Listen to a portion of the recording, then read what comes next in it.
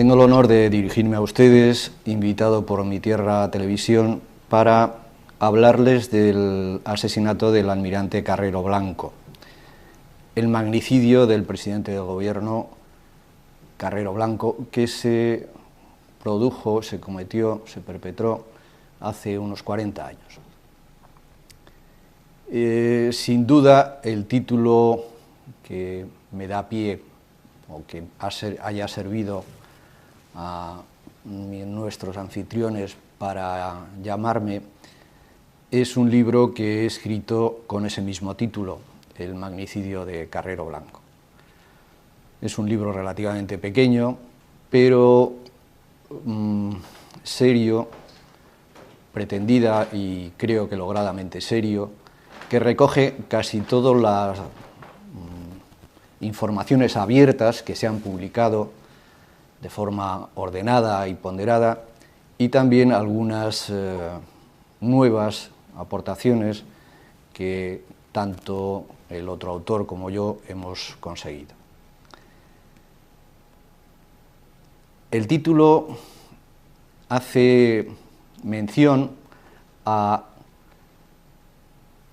hecho tremendo del asesinato de un presidente de gobierno que parece que se nos ha olvidado, pero fue de una trascendencia enorme. Tan trascendente es que se puede considerar como el pecado original de la transición, de lo que se ha venido a llamar transición democrática. Nadie medianamente informado puede pensar que con Carrero Blanco vivo se hubieran desarrollado los acontecimientos históricos de nuestra patria como se desarrollaron.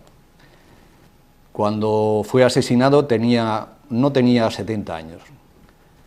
Es de suponer, por tanto, que su salud le hubiera permitido desarrollar por lo menos un lustro más de vida política, y en esos 5 años, precisamente, son los que se emplearon en España para desarrollar la Constitución. En menos tiempo que ese, en apenas 2 años, en vida de Franco incluso, España entregó el Sáhara. Es inimaginable para nadie, es medianamente informado, que Carrero Blanco, que había sido secretario de Presidencia de Gobierno, del cual dependían las plazas africanas cuando la guerra de Ibn Sáhara, que había visto la censura, el embargo, la imposición norteamericana a utilizar el armamento español, imposición unilateral que no se hizo, no hubo contrapartida por parte con relación a Marruecos, que aquella imposición había hecho que España diera el estatus de provincias a aquellos territorios para que se pudiera emplear aquel armamento, en fin, que era una persona tremendamente conocedora de la problemática de aquellos territorios, de la política marroquí y de la norteamericana. Es impensable, repito, que se hubiera prestado a esa entrega que para nuestros conciudadanos, puesto que eran españoles de pleno derecho, fue una traición, y para España, cuando menos, fue una tremenda dejación de sus intereses estratégicos, económicos, de todo tipo. Solo la pesca, los fosfatos, minerales diversos que hay en el Sáhara, la defensa de Canarias, todo ello se quedó muy comprometido a partir de ese momento. Por no hablar del tremendo daño que se hizo al respeto al ordenamiento interno y al ordenamiento internacional, puesto que para la ONU, por ejemplo, seguimos siendo potencia administradora. Por supuesto que una personalidad como la de Carrero no hubiera transigido con esta Constitución que disfrutamos, que es atea en el sentido de que no nombra a Dios, la ausencia de Dios es total, con lo cual se ataca a la esencia misma del ser español, nación que nació precisamente de esa unidad en la fe católica de los pueblos godos y los autóctonos, y que lleva en sí el germen de los separatismos, como bien estamos viendo. Carrero era un hombre profundamente monárquico. Se ha dicho, sus biógrafos, y es cierto, que fue el principal valedor de la figura del príncipe entonces, de Juan Carlos, para que fuera nombrado sucesor del jefe del Estado entonces, del generalísimo Franco. Se ha dicho también, y es verdad, que él tenía previsto ofrecer, o incluso había entregado al príncipe su posible renuncia. Pero seguramente el príncipe no hubiera tenido entonces las seguridades suficientes como para prescindir de él en los primeros años de su gobierno.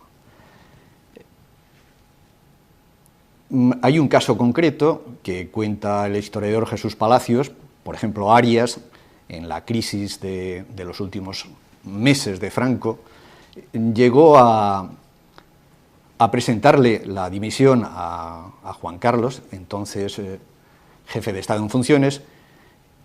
Incluso dice Palacios que dándole una palmada en las rodillas, o sea, de forma bastante poco cortés. Y el príncipe no le aceptó. Con el tiempo, sí, lógicamente, Arias fue descabalgado de la presidencia.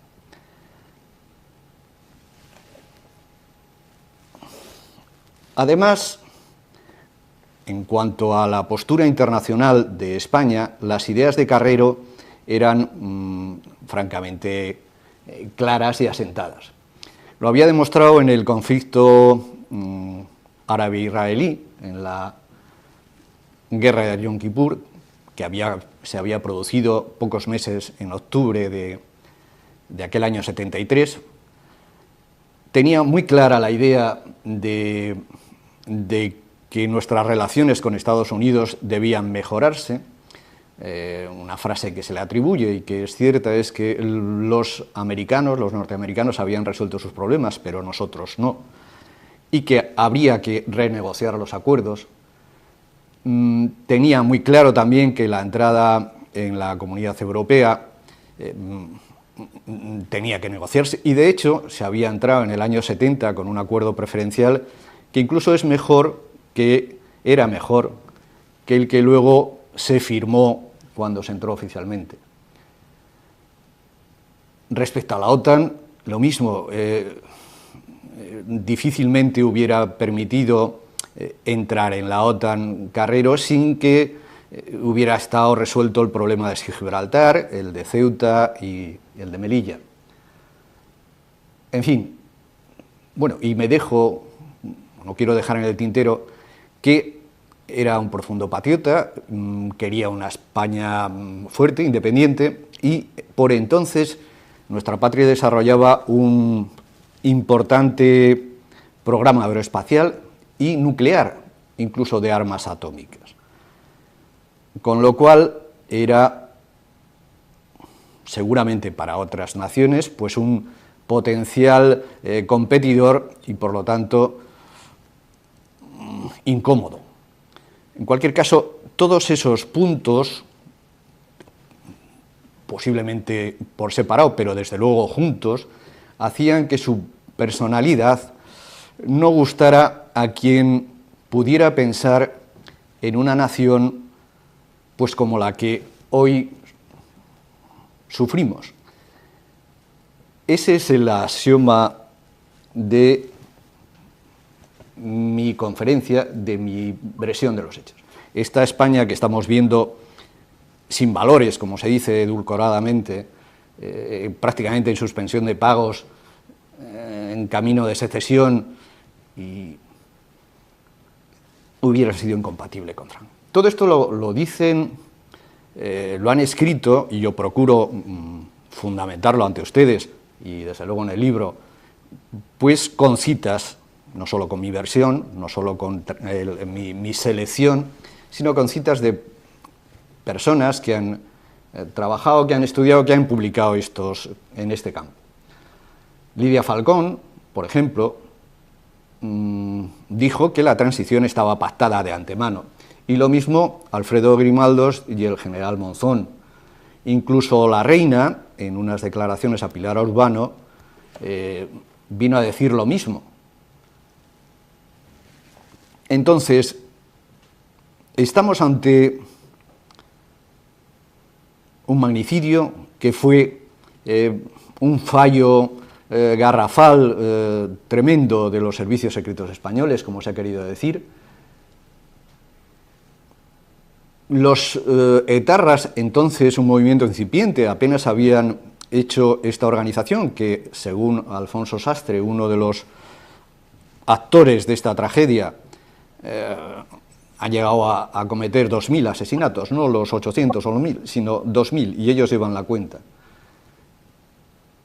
Entonces solo había hecho 9, era incipiente, apenas había salido de las provincias vascongadas, y sin embargo estuvo esa organización durante un año en Madrid, haciendo, en Madrid, donde lógicamente no conocían el entorno urbano ni geográfico, estuvo atracando armerías, robando armas a centinelas de capitanía, precisamente, haciendo prácticas de tiro.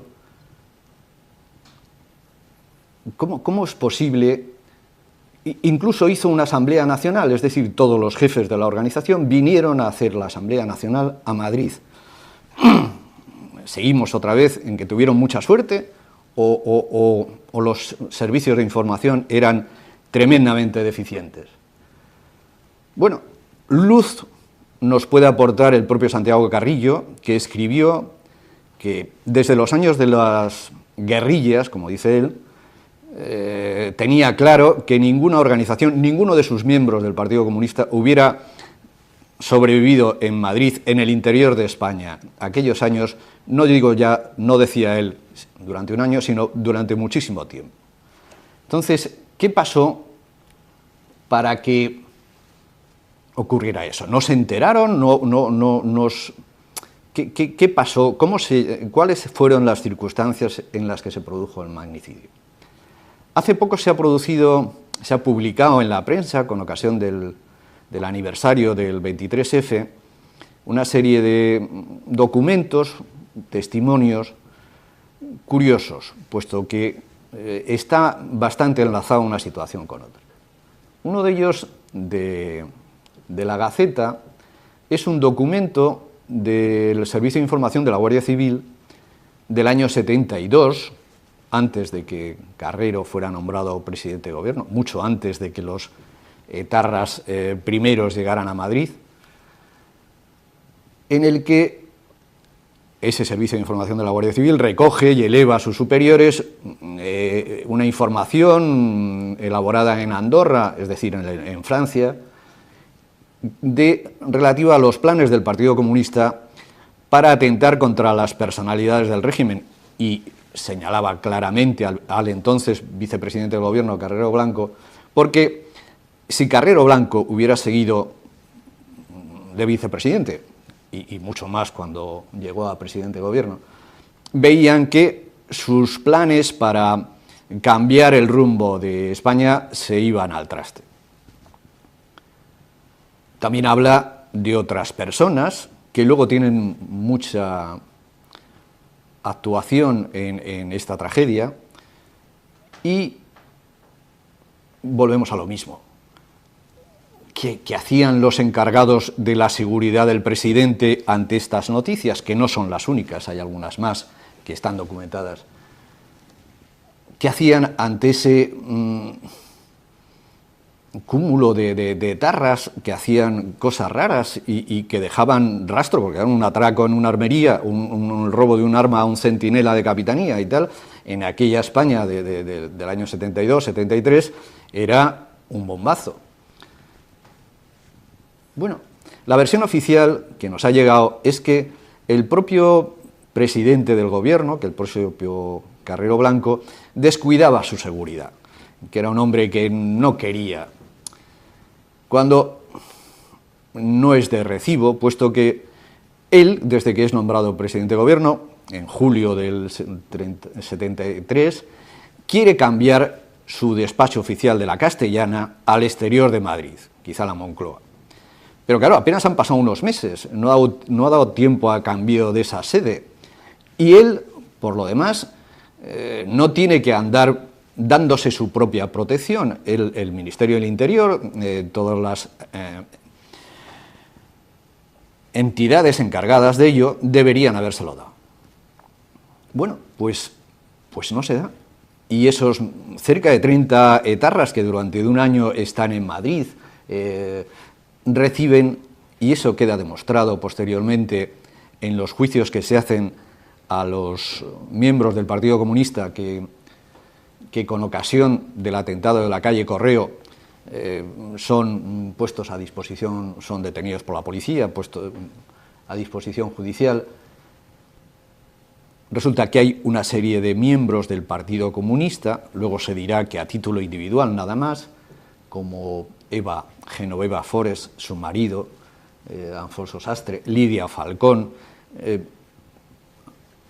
Antonio Durán, muchos miembros del Partido Comunista, oficialmente, la versión que nos han trasladado es a título personal, están colaborando en esa infraestructura de pisos, en esa infraestructura de información, en esos transportes, y todo eso no deja huella, no deja constancia, se produce libremente, sabiendo, como les he dicho, que Carrillo mismo era consciente de que un movimiento así era impensable que no se detectara en España. Bueno, hay autores como el desconocido González Mata, que fue un agente doble de los servicios especiales españoles y de la CIA, desaparecido en extrañas circunstancias, como en una película de terror. Estevez y Mármol, periodistas, Ismael Medina, Campo Vidal. Hay muchos autores que en sus libros dan testimonio de que sí que hubo estos documentos, como el que les he mencionado, y otros, y situaciones raras que se resolvían de forma insospechada. Órdenes de ir a registrar un piso de los etarras donde había habido un robo y se encuentra armamento, pero que pues no desencadenan, no se desencadena a continuación las naturales detenciones o por lo menos pesquisas. Iniesta Cano, que era el director general de la Guardia Civil y era un hombre próximo a Carrero y que luego tendrá mucha intervención en esta historia, dijo a sus allegados que él tenía información, como es natural, puesto que recibía esos informes de la Guardia Civil, como director que era, de que se pretendía atentar contra el número 2 del régimen. Lo que es que él interpretó que ese número 2 era el príncipe y no el presidente del gobierno. Pero se estaba en la onda. Entonces, ¿cómo se explica toda esa circunstancia? Pues gracias a un entramado de apoyos de todo tipo. Un exministro de Franco dice que él en una visita a París recibió la confidencia del segundo jefe de los servicios secretos franceses diciéndole que ellos, que normalmente seguían lógicamente a la colonia española, al partido, los miembros del Partido Comunista, al padre del príncipe, pues tenían en el hotel donde normalmente se reunía el padre del príncipe, don Juan, y esta colonia de exiliados y activistas españoles, tenían puestos micrófonos en muchos sitios y en uno de ellos, en uno de estos sitios, grabaron la conversación de Álvarez del Valle que había sido un importante personaje durante la guerra, fue miembro del gobierno de la República en el exilio, crearía luego el FRAP, es reconocido que era masón en su propia página de la institución. Bueno, Álvarez del Mayo, dice este segundo jefe de los servicios secretos franceses, según nos cuenta este ministro, que había dicho: hay que liquidar a Carrero porque es la continuidad del régimen. Y alguna de las frases típicas es: pongan ustedes 1.000 millones en la mesa y esto se hace. Estos testimonios están ahí. Ismael Medina también, Calvo Serer, Álvaro Baeza. Otros autores dicen que sobre ese fondo de la conspiración externa de matiz izquierdista, en un chalet de las afueras de Madrid, de la Sierra, se reunieron 12 políticos, unos cuantos políticos disidentes del interior de la Plataforma Democrática, una organización, por supuesto, no legal del Partido Comunista, y algunos otros asimilados, y que estos determinaron hacerlo, y a través de, y hay versiones distintas, bien de un sacerdote de origen francés, posiblemente jesuita, un religioso de origen francés, vasco-francés, o bien de un miembro de la Liga Comunista Revolucionaria, pasaron esta información a los valientes luchadores del norte, como los llamaba Carrillo. Entonces, un año antes del atentado, bajan de Vascongadas Argala, Wilson, 2 personas, lo recibe Forest y se pone en marcha esa operación. Los ejecutores reciben información según estos indicios, según estos testimonios escritos, y se pone en marcha. Primero, ETA pretende raptar a alguna autoridad, a Carrero Blanco, por entonces vicepresidente, a cambio de liberar a miembros de la organización. Cuando Franco nombra presidente de gobierno, aumenta algo la seguridad de Carrero Blanco y sus rutinas, con lo cual ven que no es posible el rapto y el secuestro, y pasan a enfocar el atentado. Bueno, pues ese es el contexto, y en ese contexto quiero recordar una frase de Ricardo de la Cierva, que estudió desde el principio este problema, y sobre todo el devenir de los hasta 4 jueces, 4 sumarios que hubo con relación al atentado cuando se produjo. Entonces, Ricardo de la Cierva dice textualmente que para él una organización terrorista iba a ejecutarlo, alguien con mucho poder lo supo y lo dejó hacer, alguien con mucha información lo supo y deliberadamente ocultó esa información, y estoy citando lo que dice Ricardo de la Cierva, alguien que lo sabía iluminó a los terroristas, les dio información, otros se encargaron de protegerlos para que no fueran descubiertos, y termina diciendo, ironía trágica, los 2 grandes enemigos de Carrero, el comunismo y la masonería, dice, repito, Ricardo de la Cierva, serían el inspirador probable y el inspirador posible de su asesinato.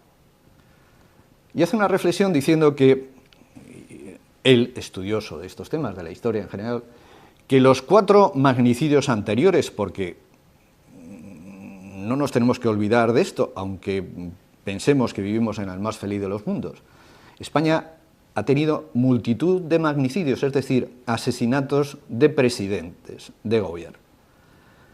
El de Prim, el de Cánova, los 4 anteriores también, según él, experto en la masonería, fueron obra de esta organización.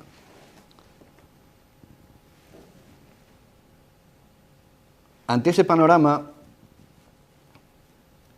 hay autores que textualmente hablan de que la CIA dejó hacer a ese movimiento, quizá gestado, como dice de la Cierva, por la masonería, las masonerías, alguna organización oculta, y el Partido Comunista, porque tuvo que saberlo necesariamente. El atentado se produjo apenas 80 metros en línea recta, al lado mismo de la Embajada de Estados Unidos. El almirante Carrero vivía a menos distancia que esa de la embajada. Todos los días pasaba por delante de la misma. Es decir, los servicios de contrainformación de la embajada, lógicamente, y más en aquella época que recibió a Kissinger, tenían que estar mirando para afuera. Y es de suponer, y hay autores que así lo recogen, que vieron esa vigilancia de los etarras mientras pensaban en el secuestro y luego cuando pensaron en el asesinato. Pero es que además Estados Unidos durante la Guerra Mundial llegó a crear una brigada que denominó Rothschild, de vascos, porque se formó en un castillo francés de este afamado banquero de origen judío. Bueno, también sabemos por Anson que a les Dulles les dijo que Estados Unidos pensó en algún momento fomentar, crear, instigar una guerra de guerrillas en el norte como excusa para, durante la Segunda Guerra Mundial, desembarcar, ocupar esa zona y llevar la guerra al continente. Es decir, desde el principio, durante la Segunda Guerra Mundial, y posteriormente el Partido Nacionalista Vasco, el gobierno vasco en el exilio, tuvo muchas relaciones, primero con el Servicio de Inteligencia inglés y luego con los servicios de inteligencia americanos, la OSS y luego la CIA. Pero además es que hay más casos singulares. El portero de la finca donde los etarras alquilaron el local, el bajo, y hicieron el túnel hasta la mitad de la calle, era policía armada. Hubo denuncias de los vecinos, porque claro, el ruido era importante, los olores de aquella galería subterránea con productos en descomposición eran insoportables. Incluso hay autores que recogen que la Embajada de Italia alertó a los servicios españoles de que sus sismógrafos está por la zona. Notaban algo. Cualquier embajada, cualquier organismo oficial de entidad, además de esa contravigilancia exterior y otros elementos, para evitar butrones, para evitar túneles, tienen entre sus medios esos sismógrafos, para ver si alguien está cavando a horas que no son de obra un túnel, por ejemplo. O sea, hay muchos indicios, volvemos a ello. Además, y según dice Stanley Payne, para él fue el atentado casi más perfecto de la historia. No cabe duda que el que lo hiciera tuvo que contar con planos de las conducciones eléctricas, de las conducciones de agua, de las conducciones de gas, incluso de las alcantarillas próximas, porque pudiera ser que haciendo el túnel sin esa información se toparan con un escape de gas, con una cañería, o pusieran la carga al lado de una alcantarilla y cuando la carga detonara, la fuerza de la explosión, en vez de romper por la superficie dura, saliera por la alcantarilla, como pasó en otros atentados de la historia, por ejemplo en Portugal. También refuerza ese criterio de Stanley Payne de que fue un atentado maestro la trayectoria del vehículo de Carrero, fue prácticamente vertical, Es muy difícil, y menos o más, según la versión oficial, de Argala desde veintitantos metros, desde una esquina con una visión oblicua y con un disparador que era un interruptor doméstico, de corriente, acertara a dar la orden con precisión, y esa orden, con el retardo milimétrico o en milisegundos en tiempo, llegara tan exactamente como para que la explosión fuera precisamente debajo del centro de gravedad del vehículo. Porque así fue, salió en vertical, no salió para adelante, para atrás ni para un lado. Todos esos datos que vamos acumulando nos dicen que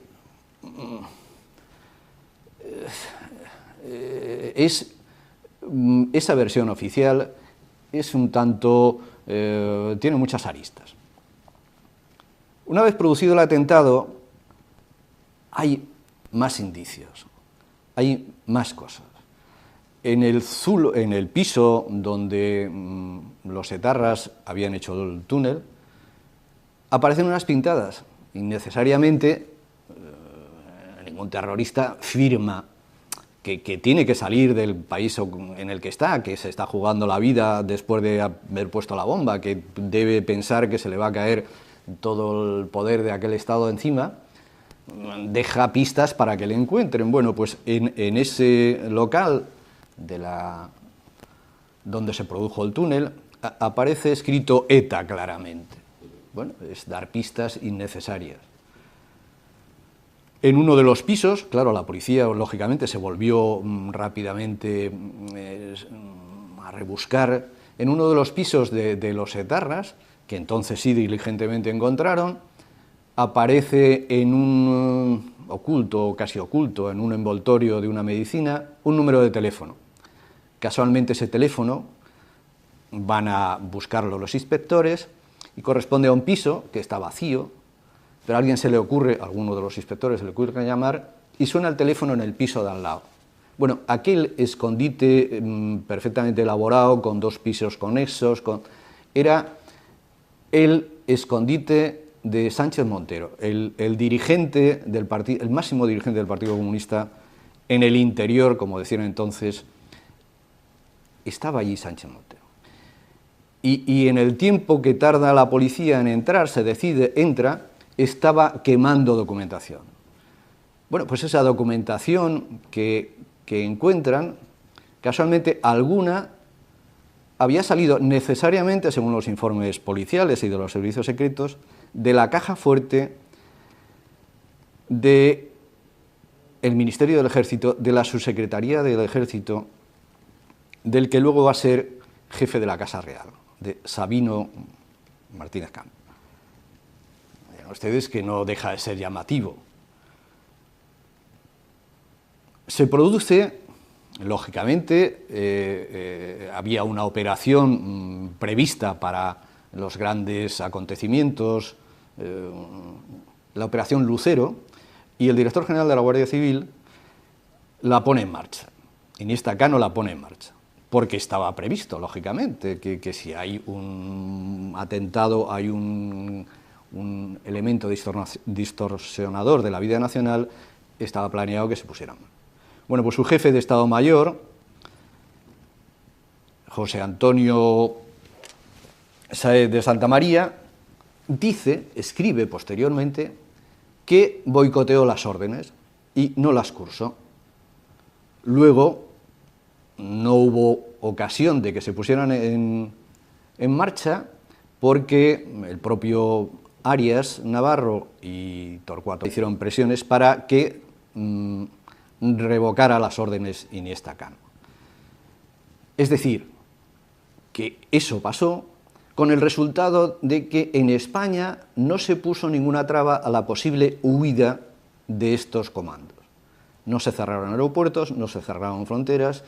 Estamos hablando de la eliminación violentísima del presidente de gobierno. Pero quizá lo más llamativo de todo, por lo menos para nosotros, los autores de ese libro, es que En uno de los pisos de los etarras, en las mismas 24 horas, en un segundo registro, miembros de la Brigada Política Social encontraron 3 micrófonos ocultos. Es decir, y eso lo sabe uno de los autores del libro, porque tenía información de primera mano, porque en aquel momento estaba destinado en aquellos cuerpos. Los etarras estaban monitorizados, como decimos ahora, estaban perfectamente seguidos, se sabía lo que iba a hacer. Alguien había puesto micrófonos y les seguía. Bueno, otra pincelada más. Esos sumarios que se van abriendo y cerrando y que van llevando una suerte difícil, en algún momento apuntan, y así lo recogen otros autores, a la intervención directa de la CIA, incluso de suministrar artificios. Bueno, pues el fiscal general del Estado, Herrero Tejedor, en aquel momento, muere en un desgraciado accidente en el año 75. Bastante inexplicable, al parecer, puesto que se hizo en una recta, en un cruce con mucha visibilidad, el conductor no le pasó nada, solo, en fin, testigos más que van desapareciendo. Bueno, otra pincelada. Utrera Molina se ha escrito que presentó a Franco, cuando pocos meses después del atentado se hace cargo de la Secretaría del Movimiento, el Servicio de Información de la Secretaría del Movimiento, uno de los servicios entonces existentes, los servicios secretos, graba conversaciones de Arias diciendo que va a desmontar el movimiento y que, me van a perdonar que lo diga, pero es textual, ¿no? Y dibuja un poco la situación y el personaje, que Franco es un viejo y que sus cojones son los que mandan. Bueno, pues esto está escrito, no, hay un entramado, como vemos, que desde luego propicia aquel atentado. Arias Navarro, como Gutiérrez Mellado, habían sido miembros del Servicio de Información Militar durante la guerra y se vieron envueltos en los consejos de guerra que se abrieron por un tremendo hecho que ha tenido trascendencia incluso años después. Cuando Milans del Bosch escribe una carta a Gutiérrez Mellado y le nombra, le recuerda el muerto de la carretera de Extremadura, está hablando del comandante Gabaldón, un comandante de la Guardia Civil, miembro del Servicio de Información, encargado de fundamentalmente de la masonería, y que muere en circunstancias inexplicables, inexplicadas, poco después de acabada la guerra, por unos miembros de las Juventudes Socialistas Unificadas que, vestidos de uniforme, van y precisamente a atracar solo su coche y lo matan. Bueno, ese contexto extraño salpica también a Arias y a Gutiérrez Mellado. Ricardo de la Cierva, que tanto he citado, habla en su libro de Misterios de la Historia, que en algún momento determinado, años después, la Embajada de Estados Unidos, los Estados Unidos se quejaron de que quizá Gutiérrez Mellado estaba pasando información a la URSS. Otra pincelada más que me dirán, bueno, pero son pinceladas, no son imaginaciones de los autores, están recogidas de otros autores, en este caso de Ricardo de la Cierva, y están en la prensa, se pueden rastrear. Díaz Alegría, que era el jefe del Servicio de Información, era el jefe del Alto Estado Mayor, del cual dependía el auténtico Servicio de Información de aquel momento, el heredero del de la guerra, del cual se había desgajado el SECET, pero el auténtico Servicio de Información, el que será madre del CSIC, era el del Alto Estado Mayor, el de la tercera sección del Alto Estado Mayor, de Díaz Alegría, que mandaba a Gutiérrez Mellado. Díaz Alegría, que va a ser el que vaya a Rumanía a entrevistarse con Carrillo, que va a ser destituido con ello, que en el momento del atentado dice Carrillo que le llamaron de parte suya para asegurarle que no iba a haber una noche de represión, bueno, pues Díaz Alegría acabará siendo embajador, muchas veces oficial, en Egipto, por ejemplo, y otras veces particular del rey. Ese es el contexto de ese magnicidio. Pero además, poco después se produce la amnistía general. Y dentro de esa ley de amnistía, de la Ley 46 del año 77, una ley que no tiene preámbulo, no dice cuál es la filosofía de la ley, es de las pocas que se saltan ese fundamento, se amnistía a todos los etarras presuntos autores del magnicidio sin haber sido juzgados, condición sine qua non para ser amnistiados. Poco después, el único de los autores materiales, supuestos autores materiales del atentado, Argala, es volado, es asesinado, es muerto en Francia hay quien dice que por miembros de los servicios secretos españoles. Y nos vamos acercando un poco al final. Recientemente, con ocasión del aniversario del 23F, el abogado del teniente coronel Tejero ha publicado, ha hecho unas declaraciones a la prensa, en las que dice que él oyó físicamente, él, Ángel López Montero, oyó decir al comandante Cortina por teléfono que como le siguieran apretando el fiscal de la causa del 23F, contaba hasta lo de Carrero Blanco. Bueno, pero es que el comandante Cortina había dicho como respuesta a las preguntas del fiscal en la vista, y un poco sin venir a cuento, y desde luego ante el general espanto de los que le escuchaban, que en estos atentados, y cita otros, pero en el de Carrero había coches del servicio. Es decir, de alguna forma sacó algo que podría interpretarse como una amenaza. Eso está recogido además en las actas del juicio, que el coronel Perote, otro miembro del CSIC, que tuvo problemas cuando fue encausado, su abogado por fin consiguió las actas de este juicio del 23F que el general presidente del Consejo de Guerra no había dado en su momento a los abogados defensores.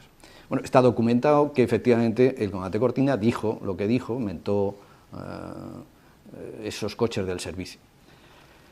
Pero además, Estevez y Mármol, dos autores, citan el testimonio secreto de uno de los hombres supuestamente de Cortina, que les dijo a ellos que aquel día que voló Carrero, cuando volvieron a la base, dijo: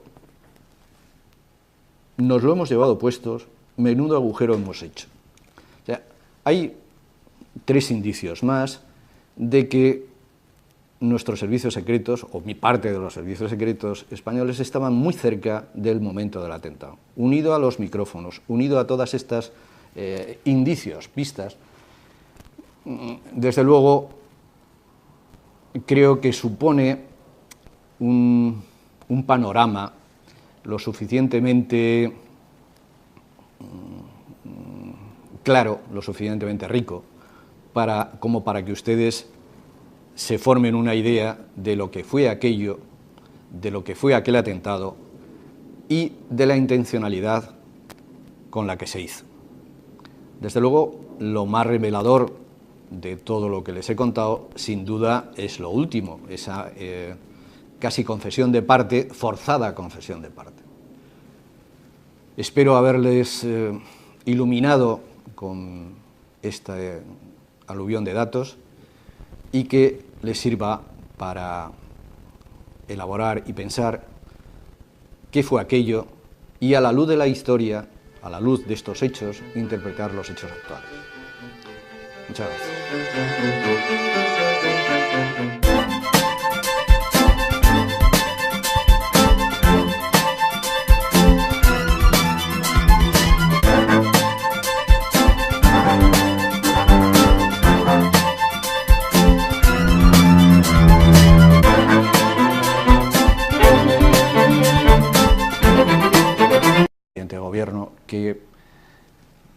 parece que se nos ha olvidado, pero fue de una trascendencia enorme. Tan trascendente es que se puede considerar como el pecado original de la transición, de lo que se ha venido a llamar transición democrática.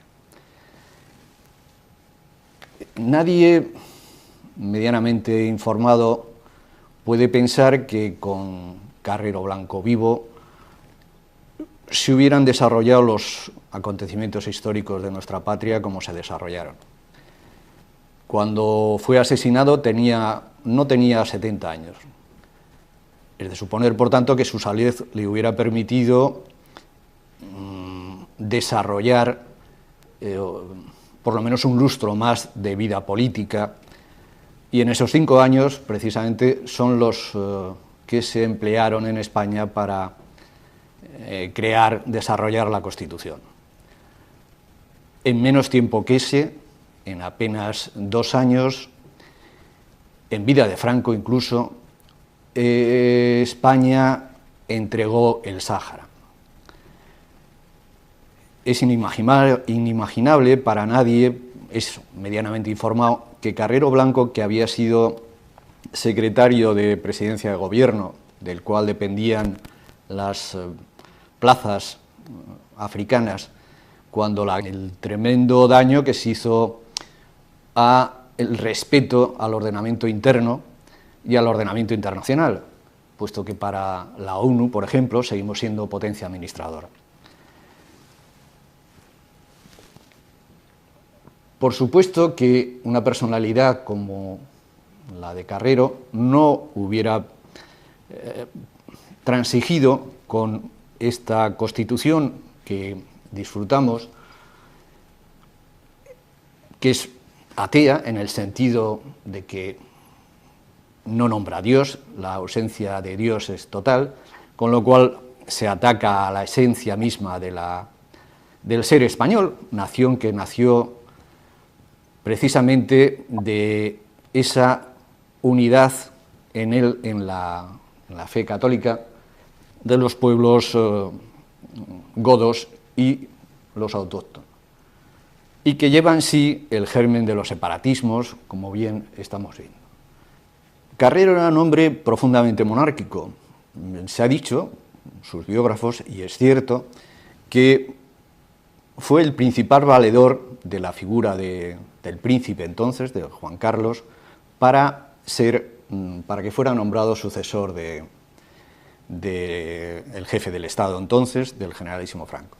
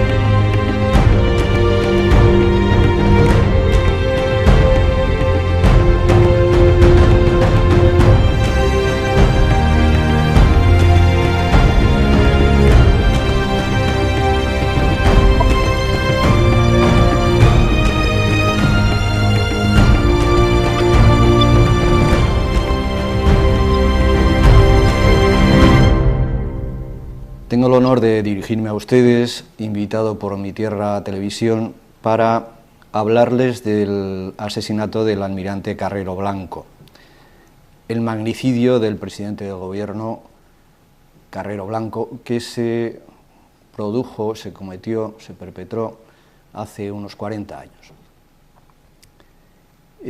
Sin duda, el título que me da pie o que haya servido a nuestros anfitriones para llamarme, es un libro que he escrito con ese mismo título, El magnicidio de Carrero Blanco.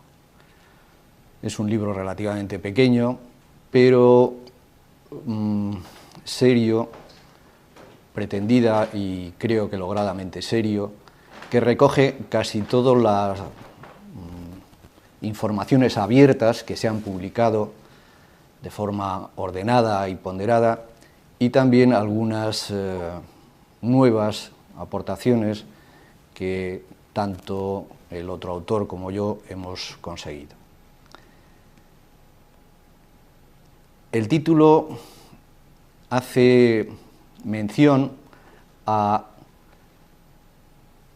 hecho tremendo del asesinato de un presidente de guerra de Ibn Sáhara, que había visto la censura, el embargo, la imposición norteamericana a utilizar el armamento español, imposición unilateral que no se hizo, no hubo contrapartida por parte con relación a Marruecos, que aquella imposición había hecho que España diera el estatus de provincias a aquellos territorios para que se pudiera emplear aquel armamento.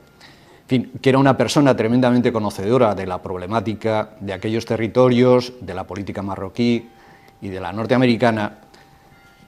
Es impensable, repito, que se hubiera prestado a esa entrega que para nuestros conciudadanos, puesto que eran españoles de pleno derecho, fue una traición, y para España, cuando menos, fue una tremenda dejación de sus intereses estratégicos, económicos, de todo tipo.